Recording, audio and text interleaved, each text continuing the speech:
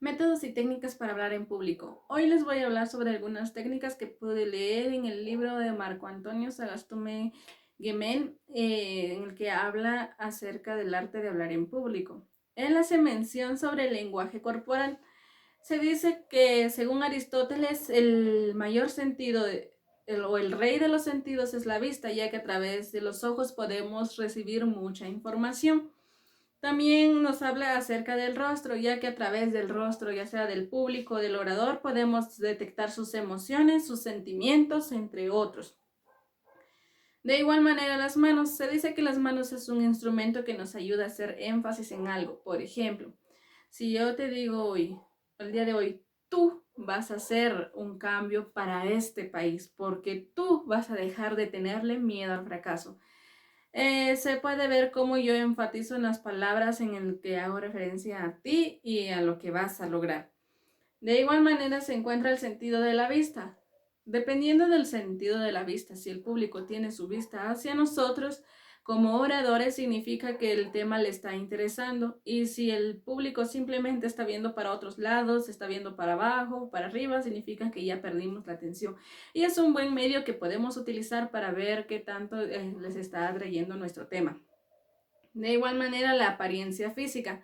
Nuestra apariencia física puede ser como una espada de doble filo, ya que nos puede dar credibilidad, al igual que nos puede desacreditar ante un público.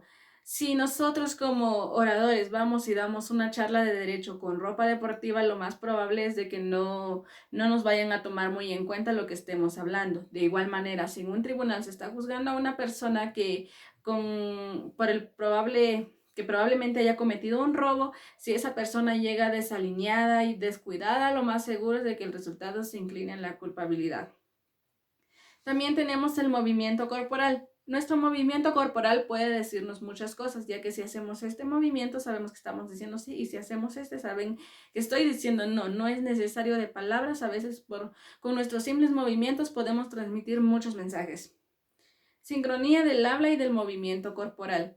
Nosotros podemos transmitir muchas cosas. Si, por ejemplo, ante un público nos cruzamos de brazos, el público puede detectar de que nos estamos cerrando ante ellos. Ahora, si nosotros ponemos las manos en la cadera así en forma de jarra, entonces van a detectar que los estamos retando. Bueno, no debería ser así, sino que igual tampoco en las manos entre las bolsas, porque lo más seguro es de que vayan a ver que hay un cierto tipo de inseguridad. Sincronía del habla y del movimiento corporal. Así se le llama a esto del arte de combinar los movimientos del cuerpo con las palabras que estamos hablando o con el mensaje que queremos transmitir. El cerebro y el habla. Nuestro cerebro es quien controla qué es lo que nosotros vamos a hablar. Este cerebro está modificado, está muy asociado con lo que es el aprendizaje y la memoria. La memoria es algo que yo puedo aprender, memorizar ahorita, pero si me preguntan mañana, muy probablemente se me ha olvidado. Pero si yo aprendí algo hoy y me preguntan de esto dentro de un mes, dentro de una semana o incluso mañana, yo voy a saber cómo hacer una determinada cosa o voy a saber el significado de algo. La modulación de la voz. Esto ya entra más en lo que es la palabra. Se dice que nosotros somos seres racionales, ya que podemos comunicarnos y transmitir mensajes por medio de la palabra, pero para esto, para que nosotros no podamos aburrir a nuestra audiencia hablando mucho tiempo, lo que tenemos que hacer es modular la voz.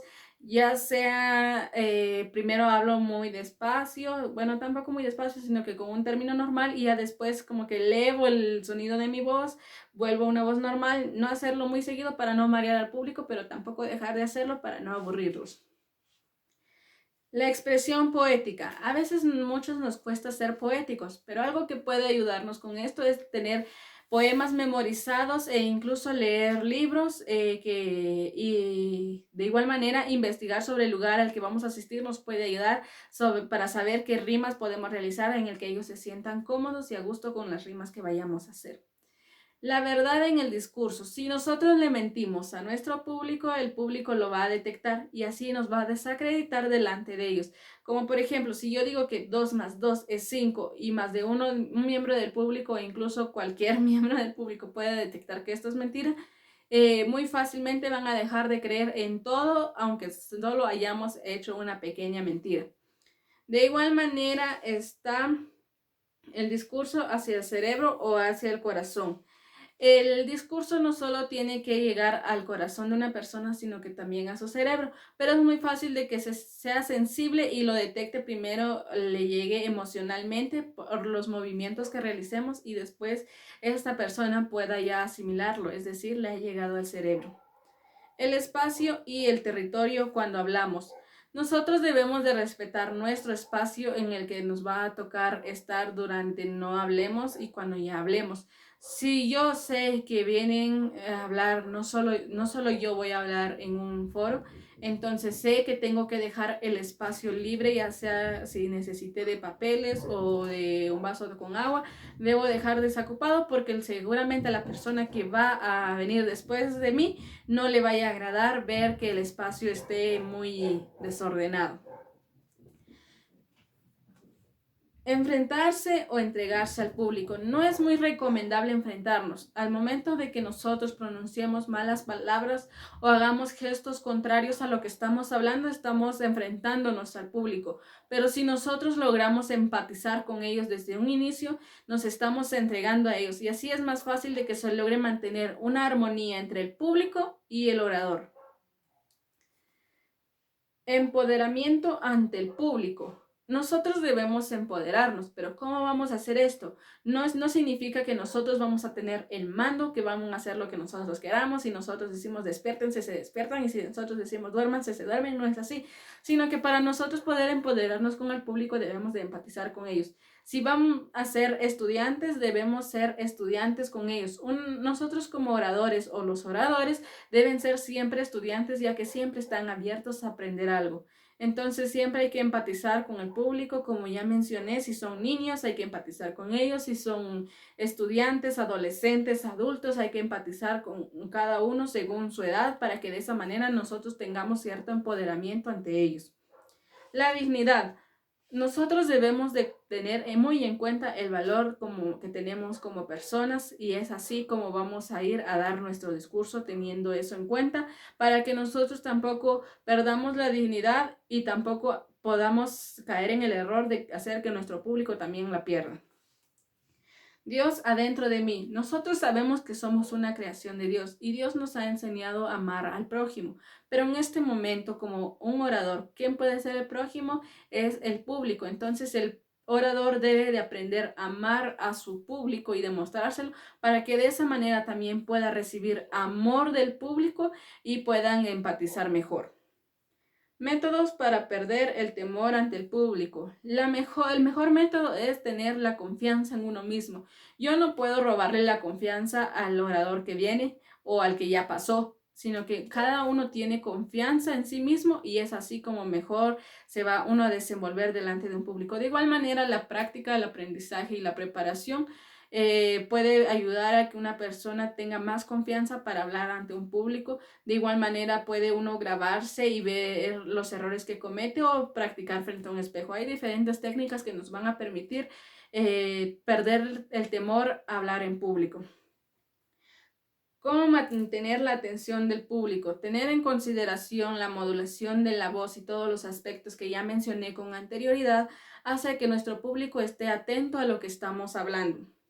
¿Cómo actuar cuando hay varios oradores? Hay que tener muy en cuenta de que si hay más oradores que vendrán después de mí o antes de mí, esto no es una competencia. Y debemos evitar de que el público compare o de que diga este fue mejor que el anterior, o esperemos que el que venga sea mejor que este. Así que no, que cada orador debe de enfocarse en una técnica para mantener la atención del público según mejor domine la técnica. El tiempo y el discurso. Si a nosotros como oradores nos dan 5 minutos, debemos de abarcar solo esos 5 minutos. Si nos dan 15, 20, 40, 60 minutos, debemos de abarcar nuestro tema con base en el tiempo que nos den. De igual manera, si nosotros sabemos que ya vamos a terminar, entonces se dice para terminar. Ahora, si vamos a mencionar esta frase para terminar y hablamos unos 20 minutos más, lo más probable es de que eso, en vez de que mantenga alerta al público, solo lo vaya a estresar, ya que ellos van a detectar que realmente no estamos terminando. Entonces es algo que no es muy recomendable, sería que tiene un efecto contrario al de mantener la atención del público. Métodos para iniciar un discurso. No es recomendable que se inicie un discurso diciendo agradezco al que me haya invitado para venir a dar esta conferencia o este discurso porque estamos empatizando con el que nos invitó, y cuando nuestra prioridad en este momento es empatizar con el público. Entonces debemos empezar con alguna frase o alguna breve introducción que a ellos para que ellos sepan de qué es lo que vamos a hablar, e incluso presentarnos para que ellos sepan quiénes somos. Métodos para finalizar un discurso. Esta es una buena oportunidad para aprovechar y dar un resumen de todo lo que ya se habló, para que de esta manera puntualicemos en los aspectos importantes, y así para finalizar demos lo más importante prácticamente. Las preguntas y respuestas. Como personas y cualquier orador, no siempre vamos a tener las respuestas a todas las preguntas. Pero es necesario que si nosotros no sabemos la respuesta a una pregunta, no inventárnosla para salir del paso, sino que hacer la aclaración de que en este momento no se tiene la respuesta. Si consideras de que has dado un buen discurso o una buena charla, pero consideras de que no estás capacitado para las preguntas, entonces, y este área o este tiempo es obligatorio, entonces lo que puedes hacer es que las preguntas sean escritas, para que de esta manera tú elijas las que sí sepas y no menciones las que no te sepas, y de esa manera no tampoco vas a desacreditarte frente a tu público.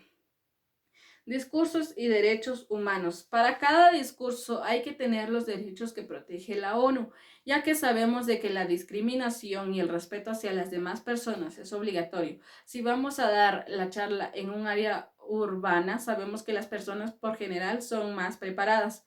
Entonces eso me va a obligar a mí como orador a prepararme mejor. Pero si vamos a ir a un área rural, no significa que porque ellos sean personas menos preparadas, significa que yo ya no me voy a preparar, sino que más bien significaría que me tendría que preparar más para darles a entender a ellos desde una perspectiva diferente y que logren comprender y captar lo que yo voy a ir a hablarles.